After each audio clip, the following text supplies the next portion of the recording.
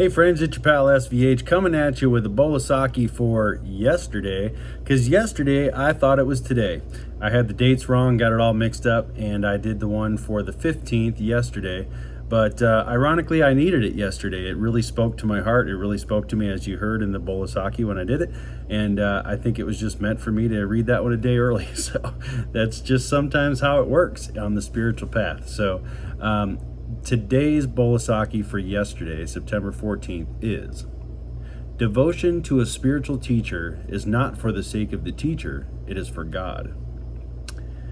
And so when I discovered this path, I discovered the teachings of Hazrat Inayat Khan through this book right here, The Mysticism of Sound and Music, this very volume that's all old and tattered. When I read this, and then read some other volumes, I learned that this was an initiatic path where you find a guide and teacher and you take initiation and you become linked in this chain of succession of saints and masters and prophets who have brought this message forward and carried it out over time, from mouth to mouth in this oral tradition of spreading truth and spreading this message. And so devotion to that teacher is not for the sake of the teacher. It's not because the teacher's like, oh great, I got all these students, awesome, look at me. But when you are devoted to your teacher, that means you're devoted to what the teacher is teaching. That means you're devoted to learning what you can do to better yourself to become a higher spiritual being in your own right, and raise your vibration to a higher level, and so forth. So as I've done my studies and my teachings over the year with my guide, I've had that true sense of devotion to her, and I know that being devoted to the message and being aware and conscious of that link, that she links me to that message, because the whole chain of succession of teachers that have come before her, that have given all the wisdom to her teacher, and her teacher was Pir Vilayat, Hazrat Inayat Khan's son. So I feel extremely fortunate to be so close to the source of this particular lineage and teaching of Sufism. But then it goes beyond. It goes so farther back from his teacher and his guide and his guide's guide, and farther back through the silsila. So it's a beautiful thing to be linked with a teacher, to be linked with a guide. And the guide is not there to show you what to do or tell you what to do. They're there to help you find within yourself what to do. They're really there to help you bring out from yourself the answers to life's query, and to how you can really better yourself and evolve on the spiritual path.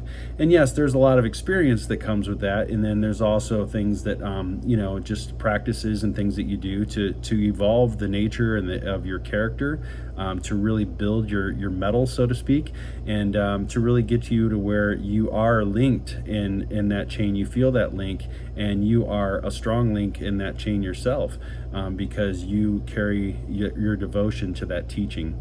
And same here with me. I've worked really hard over the years to get to the point where I can be a teacher and guide. So now I am a representative for the Inayatiya order, and I can now initiate students and bring them on and be their guide. And for me, I'm not sitting here trying to advertise or anything, or tell anybody, hey, I'm looking for students, or any of that kind of thing. If the message resonates and it's something that really calls to your heart, you're going to want to find a teacher, and you're going to want to find a guide. And if I end up being that person that you reach out to, then that's that. But that's not really ever my goal with it. My goal is to share this teaching and share this message. And if someone really gets something out of it and it resonates in a way, and they need further guidance and they want to come to me for guidance, I'm there for them. And it's to me, if someone's devoted to me as a teacher or as a guide, I really take that as they're devoted to the message, they're devoted to the work, and they're devoted to really finding their purpose in life and fulfilling that purpose, because that's really what I want to do. I want to encourage people and help people to find their true self and really experience the fullness of their true self. Because I think that's what a spiritual guide is really there for, is to help you to really evolve your own spirit to where you can be all that you can be. And I think it's really important. So yeah, I think it's a really important thing, you know. And I will say this because you know, there has been some development over the last few years in our spiritual order. So people that are interested in these teachings, that want to possibly take it a little step further, or show a little bit more interest, or be a little more connected to it without actually being initiated and having to stay on one path and have a guide and that kind of thing, but want that kind of extra closeness and want to feel part of the circle a little bit.